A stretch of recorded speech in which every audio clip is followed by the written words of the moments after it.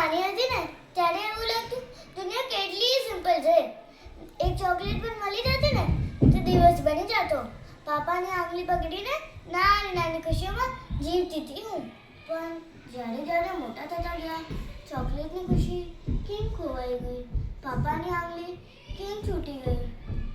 પણ હું બધા માટે સ્ટ્રોંગ બનતી રહી.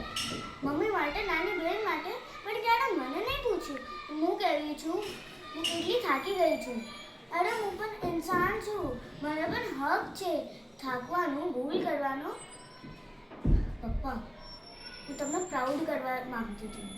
હું તમને કહેવા માંગતી હતી કે તમારી છોકરી કમજોર નથી.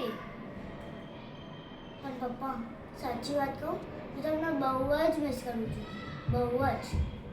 પણ હું એક વાત શીખી ગઈ છું કે ખુદના ખુશી માટે બીજાને ખુશ કરવા એવડે જ નથી. કેમ કે હું મારા માટે જીવતી શીખી ગઈ છું.